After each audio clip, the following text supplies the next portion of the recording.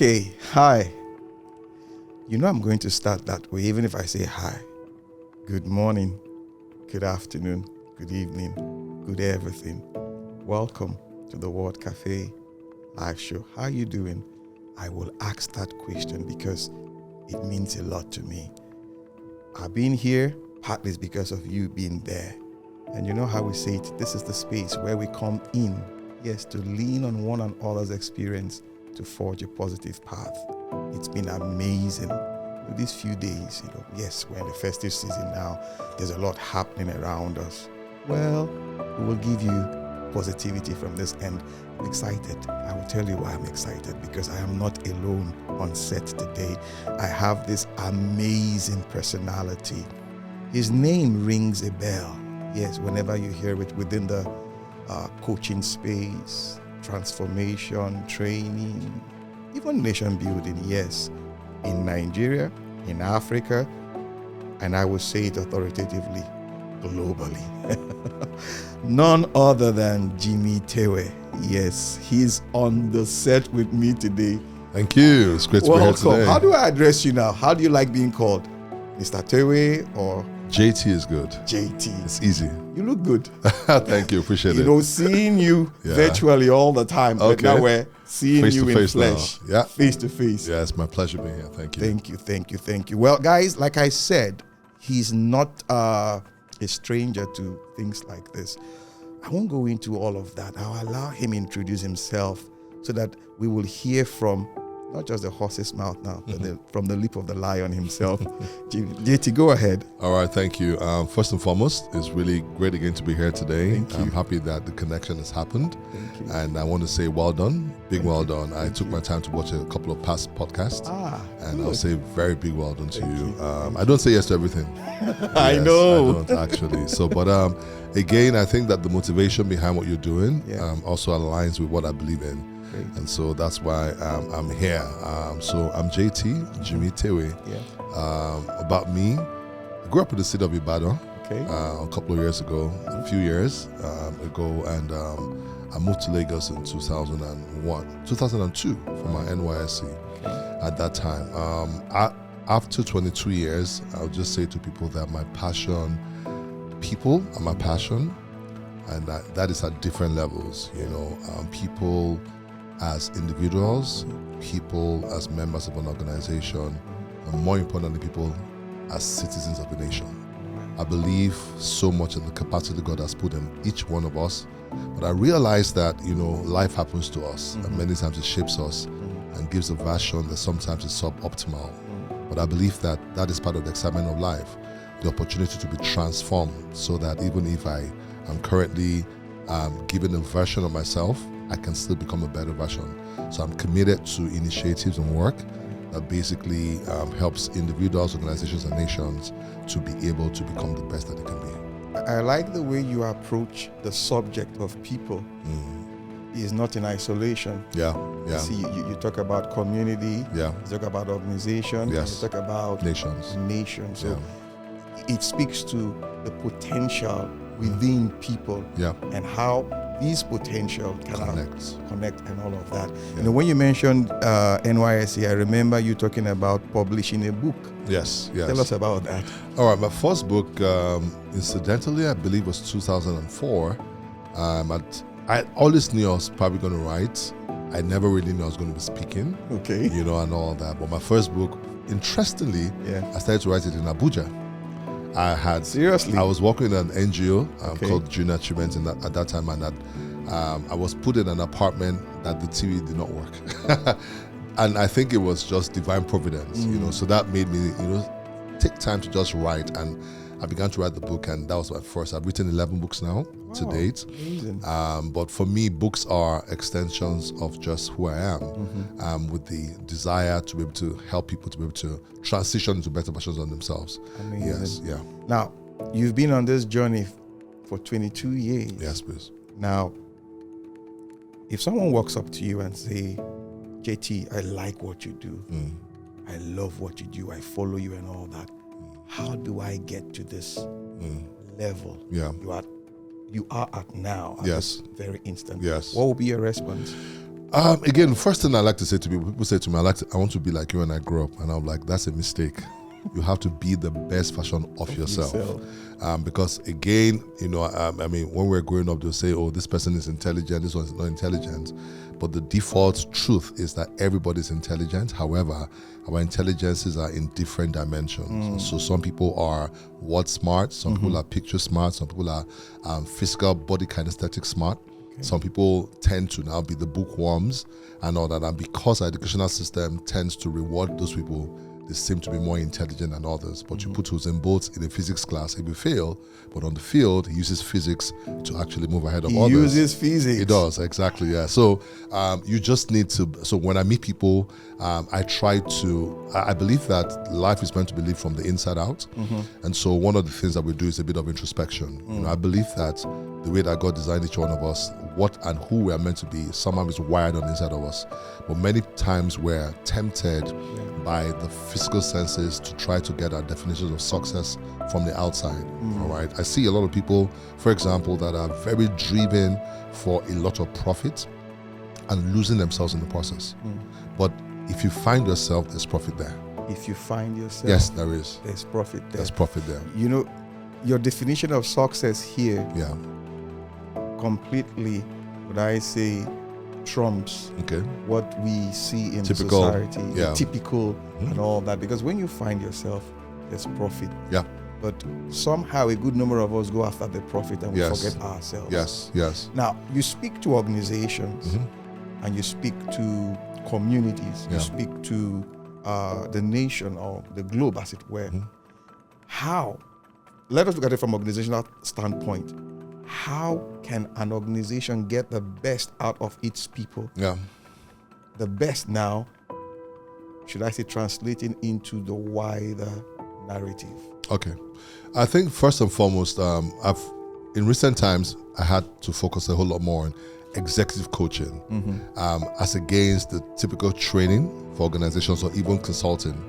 Because I realized that one of the big things that happens is that many leaders do have gaps. And I believe every organization is a reflection of the leadership. That's the truth about it. The people ultimately become like the leaders. All right. Now, one of the things I say to people is this, that as an organization, as an entity, there should be some sort of vision. There should be some sort of goal that you are after, and that should actually even define the people that you bring along with you. I find out that a lot of times people just say profit, and so for example, you're in a business field, something opens up, but it's not really in alignment. It's like Apple, and Global, deciding that they want to start going into energy right now. That's not who they are. They're I don't know whether they're going to change tomorrow. Maybe. But for now, we know that they are in the technology space a whole lot more, and there's so much opportunity that is there. I tell people that in as much as you must respond to opportunities, don't ever forget who you are. Now, sometimes at the beginning of the journey, you might need to take on some profits to build the capital to move forward. Once you are clear about your vision, people are basically brought on board for the vision to be enabled. All right. The thing that is there is that you have to realize that people are also intrinsically motivated for their own success. So one of the primary, theories around psychology says essentially that you get the best of people when what you want to achieve also aligns with what they want to achieve. So I think that a lot of work has to be done for organizations in providing clarity about what it is they want to do. The recruitment process should actually even start, you should start your recruitment from that perspective. The other part of it is this, that you must realize that the people that you are leading have more latent potential in them than you, the leader. So you can be a great leader, but you have greater people behind you. Now, if you don't have that perspective, you will see people more as human resources rather than human capital. So what a resource typically is something to be expended, a capital is something that can be leveraged. You get my point, and I appreciate and all that. So you see people, and if you do your recruitment wrong, you will begin to doubt people. I've had conversations. I still had a conversation with the CEO of a business this morning, and the people are giving her problems here in Nigeria. Stuff that you are paying for, and she's paying top tier in the market, and the people are making the silliest mistakes. All right. So there are other dimensions to it. However, one thing I like to say to people is this, that if you're leading an organization, just make sure you're clear about what you want to do. help your people to know what they need to do, who they need to become, support them in that regard. There are things you have to do to train them, things you have to do to coach them, and sometimes things you have to do to let them go. Because at some point you realize we're not going in the same direction. You're not willing to put in the same energy as is required, and also reward them appropriately. I mean, this is Nigeria. I've been here for a couple of days, and it's tough being here. You get my point? I mean, you breathe in, you breathe out air, and money goes out. You get my point? That's the reality about it now. True. And so, if you're not empathetic as a leader here in Nigeria, and try to find new ways for people to still work effectively without them thinking twice about transportation and those kind of things, we need to begin to think about things like that. If I hear you correctly, let me try and put it in what I understand. Organizations are like platforms for people to self-actualize. Very true. In that regard, they also help that organization achieve its goals. Achieve its goals. Yes. So, so many CEOs struggle with this. How do we help them see that? Wow, you have touched on. I told you I moved to executive coaching because I realized that a number. There's a statement I always like to share, and it was Jesus on the cross. And he said, Father, forgive them, for they don't know what they're doing. A lot of people are doing stuff, they don't know the implication of what they're doing. Sometimes the pressure of leadership is not enough. You are handling political interference, regulatory interference, then you now bring people interference. The people that have the least power tend to suffer the most. You can't shout at your regulatory body. You can't shout at the political, so you tend to shout at your staff. And people don't know that that's what they're actually doing. Now, the truth about it is that you must be able to manage all the stakeholders. When it comes to the people, I think for the leadership, we're at a time now where you have to have two dimensions to yourself. Being able to be firm and focused, but also empathetic and be able to lead people. I tell people that leadership is not the ability to get results, but the ability to get results through people. And that's the ability to get results through people. So a lot of people think leadership is getting results, and so you can't dispense with results, but it's through people. So it makes it more complex. There's research that shows, for example, that if you push people, that the best you can get out of them is about 30% of their capacity. The remaining 70% is up to those who are able to connect and unlock. And that requires another dimension of leadership. So if you're just operational, you just want them to get results, you don't want to connect with them, you say statements like, look, you have been paid, do your work. What you are saying is this, that I don't really care about your feelings, I don't care about everything that makes you up, just do your work. And some people, they'll do the best they can do, but they'll never really give their best, all right? So it takes another level of leadership, moving beyond positional to where you're able to connect with your people. I mean, I've seen people that have staff that have worked with them and they have done over and above, but go and check it. Those people feel committed to them because of how they connected to them.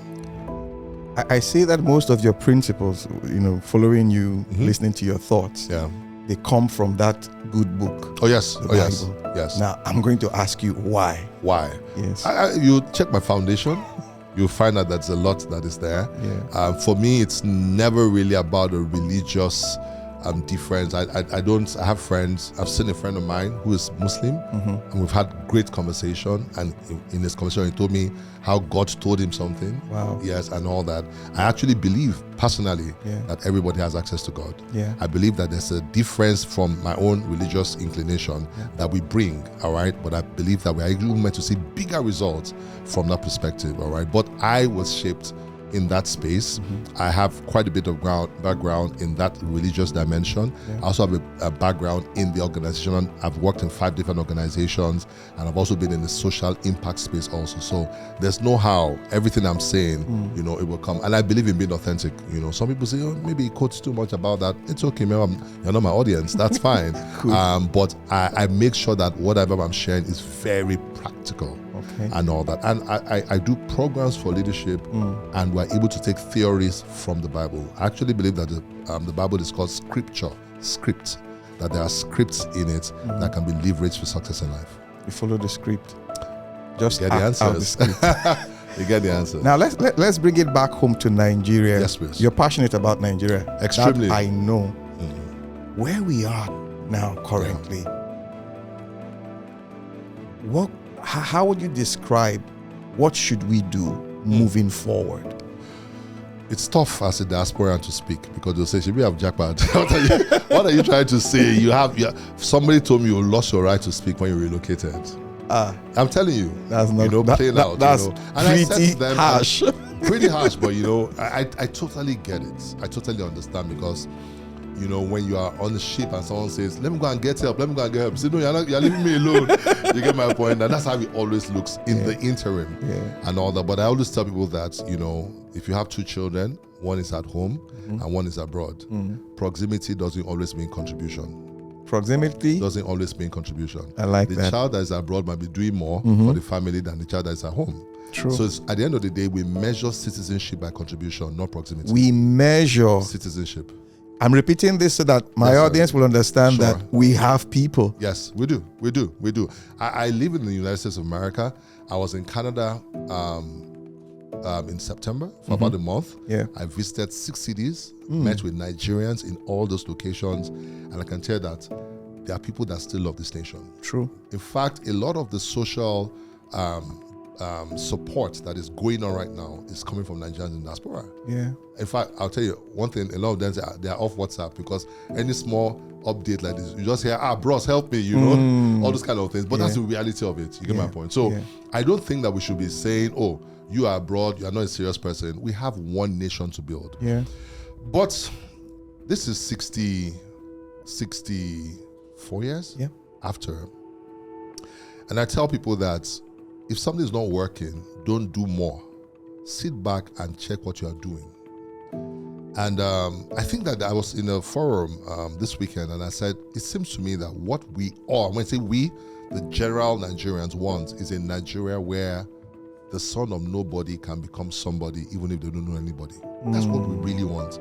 A fair playing ground where there's power, there's access, that merit has an opportunity, because we currently live in a society where merit really doesn't have an opportunity, and where you see people that do not deserve it tend to have a lot of favor. And so that nation must be built. It must be built. And to build, you have to start all over again. Yeah. And I think that we're going to have to do two things. One will be corrective, and one will be preventive or futuristic. On one end, we have to live with the Nigeria that we have right now. And we're having a conversation earlier about the gentleman, and he was calling for heroes, people that can, in their little way, make a contribution. I think that out of 200 million people, if 1 million people decide and say, I'm a Nigerian and I'm going to do the best I can every single day, all right? I think we'll begin to see a bit of a difference. And there are Nigerians doing that, by the way. What you are doing is your contribution in this regard. Thanks. We need a lot more people. I also tell people in diaspora, every time I get them, I say, what are you doing for home? And we're having conversations about what to do. That's on one level. I think that at the second, level, is that we need to start thinking about Nigeria in 2030, Nigeria in 2040, Nigeria in 2050. Every nation that underwent transformation never had a 4-year plan. It was 40 years. You're talking about Singapore. You're talking about every nation. They think generationally. We think election cycles. And that, I think, is why we keep having this challenge. So we must have a plan for the election cycles, but we must have a plan for the future. The truth about it is that the people that are going to be the leaders in 20, 30 years are in the high schools. Yes, they are. They're in universities right now. And if you don't help them, they're going to replicate exactly. In fact, the same thing. By that time, it will be worse. So what we want to do, I am committed to that. I'm actually doing something right now where by 2030, I'm trying to work on a program. It's a fellowship. It's called the Exponential Leaders Fellowship. And we want to do this starting in Nigeria across 7 African countries. We're going to the universities and we're running fellowship programs for them. The idea is that we will be able to raise 10,000 leaders so that by 2030, at least 1,000 of them will be in positions of authority where they're able to exhibit 3 things: the virtues of leadership, the principles of leadership, and the practice of leadership. I think that the deeper one is the virtues. Because once the heart is right, once the head is right, once the hands are right, the nation will be right.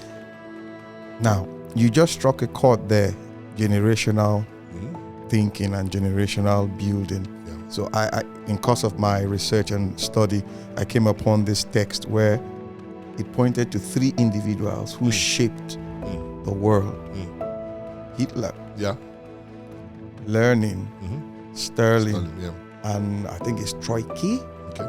At the time in Austria, they were living in the same neighborhood. Oh, wow.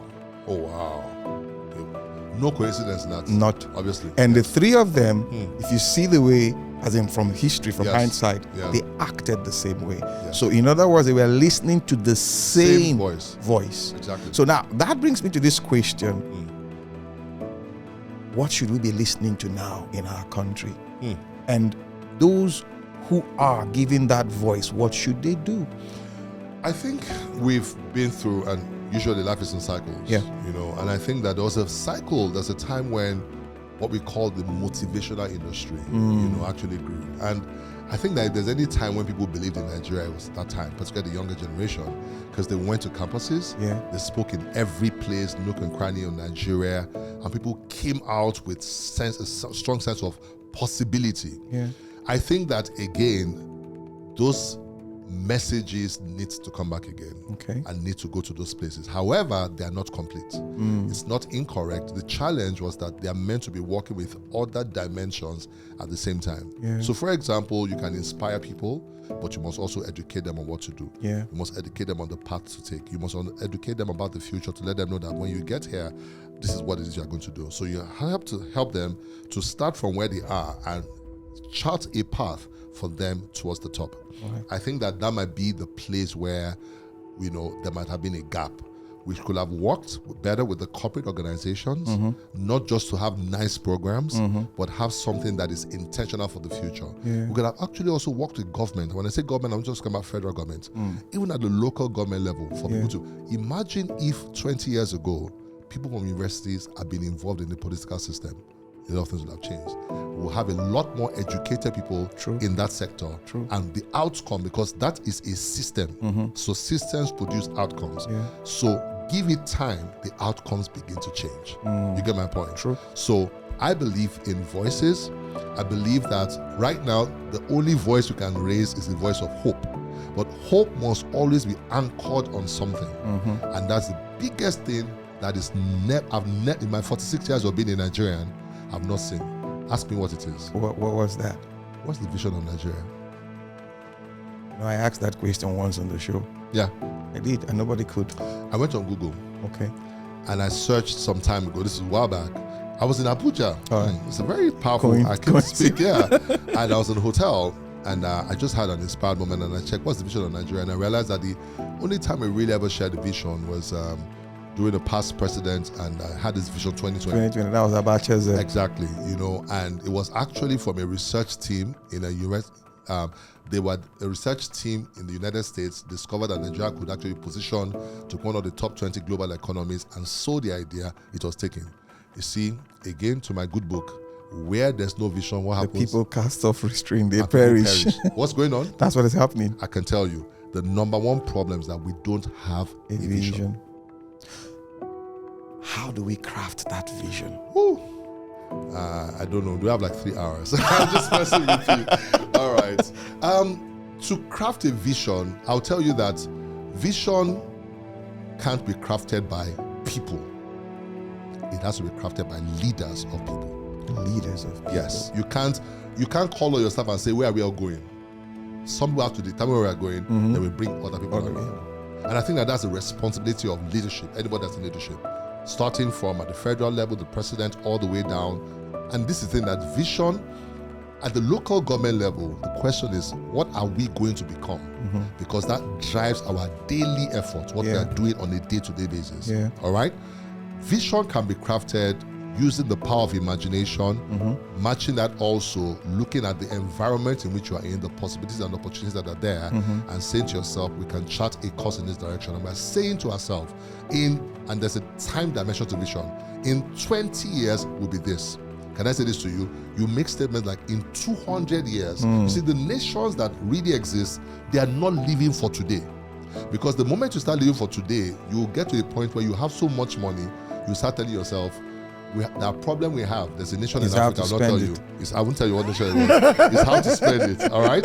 Okay? And that's the problem, because that moment, if there was vision, it will give direction to resources. We will be benefiting today from that vision.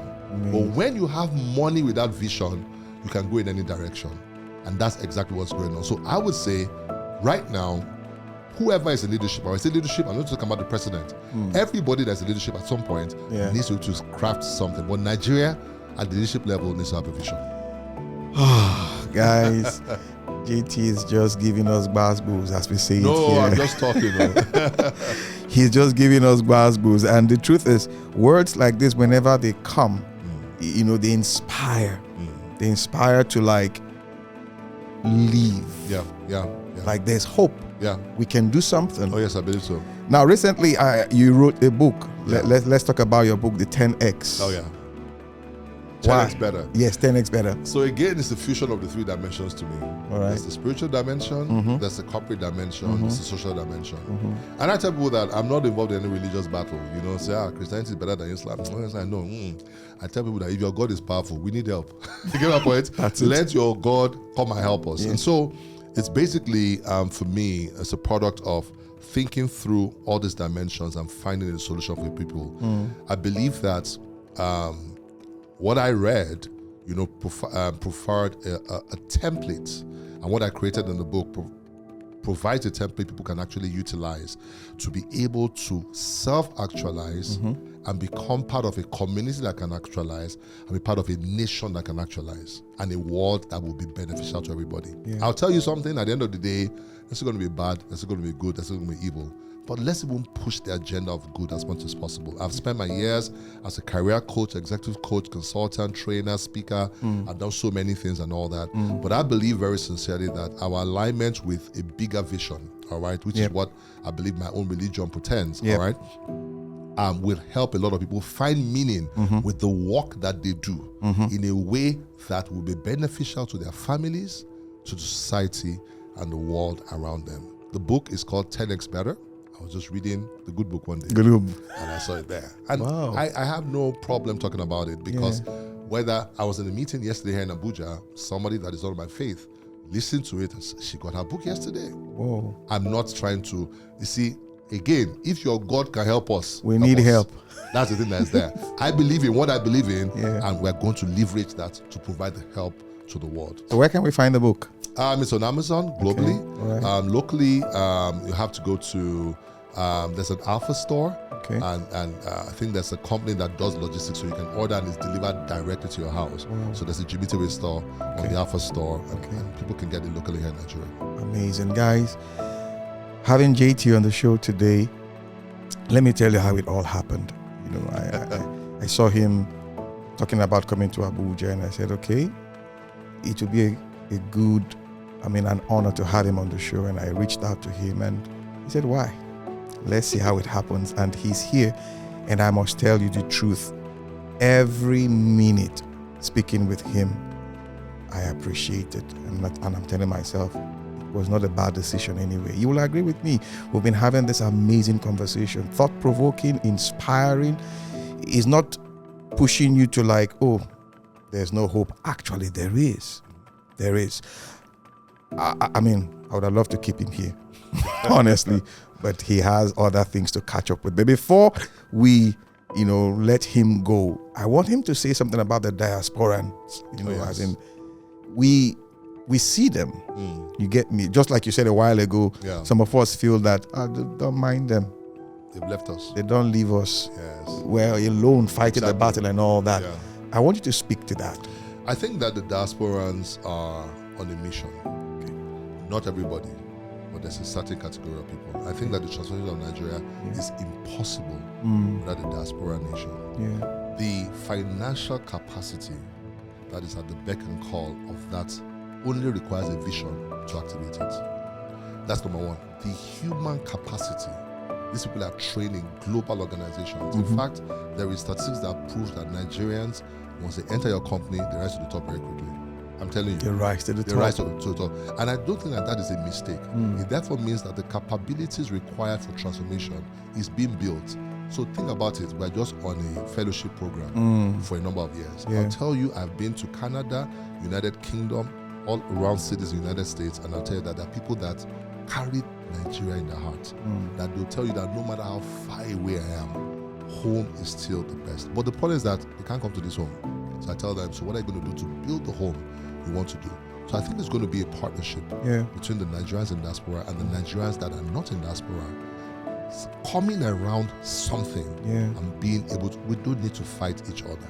True. That's the fact about it. I could be in diaspora and get opportunities for you to do remote work. Won't you appreciate my being in diaspora? Why not? And in dollars. You get my point? Yeah. I have things I want to do locally. Your presence here makes all the difference. Yeah. I think that the moment we become a collaborative team, I think that the difference will now become clear. That word you just used now, collaborative, I think it's the glue, the missing glue. Because when you look at the story of the Indians, the diasporan Indians, the same thing. It is. The volume of what they take back their home. Community. Yes. Yes, exactly, yes. Same thing for the Chinese. Chinese, yes, exactly. So I think when I look at them, because I do a little study and all that, I see this trust element. Yeah. I'll tell you where it came from. Please do. Talk about the Indians. Fraternity is part of their culture. Yeah. And so they can call you and say, your brother is coming. I know your brother. And the person will stay in the house. But if they call me, even me, I still, from where? From where? You get my point? And I think that the diversity in Nigeria is great, but sometimes we've not become cohesive. And so I still find people a bit apprehensive. And now I started to tell people something in diaspora. You know, we have Jewish communities, Pakistani communities, even Somalian communities, but the Nigerian community is still divided. And this is what I said to them. I said, the reason why is because of bad experiences. I can tell you, they've been terrible experiences. But I say, what you need to do is create a new community that has rules of engagement. I said, if you have a brother that you gave money to make an investment and they don't make the investment, we live in a community where the rule of law works. Take them to court. Yes. Let them go to prison. Once there's consequence to bad action, people align. The problem many times is that it's your brother. Is our brother. And eventually the culture becomes one that is permissive for nonsense. I said we need to stop that. I said if I give you my word on something and I don't, you have a right to hold me to it. Exactly. The moment you start building that, I believe there should be a new Nigerian community in diaspora or even locally. Once we are able to do that, a new set of leaders, new Nigerians will come who can actually build that Nigeria that we're talking about. Whew, it's possible. Yes, time consuming or time bound, but it's possible, it's doable. Seeing that Nigeria that works for our children and children's children. Yes. Well, guys, you've heard it all. Like I said, I wish I could keep him here, but he has other things to catch up with. But you know how we do it on the show. We always come into this space, yes, this very space, to create positive energy, positive vibes.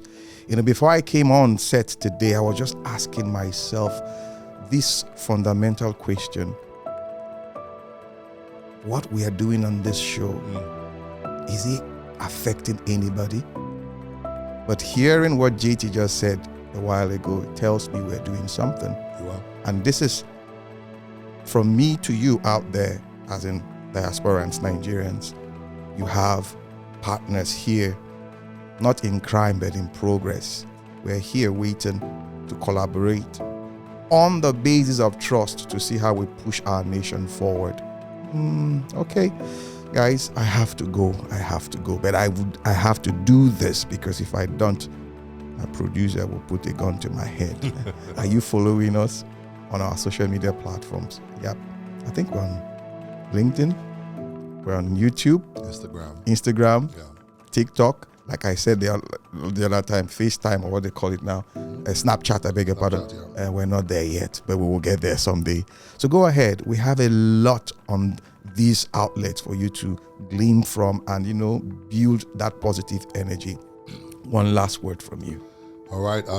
I think that what you're doing, I'm going to use that as an example. You ask the question, am I making a difference? Yeah. And the answer is yes. If 200 million people make a difference, there'll be a difference. So you make a difference. That's what I say. You make a difference. Michael Jackson said, I'm talking to the man in the mirror. Yes. If he can make that difference, then there'll be change. Till I come your way again, you know how we say it on the show. This is the space where we come in to lean on one another's experience and forge a positive path. My name is Amakri. Amakri Sowe. Bye for now.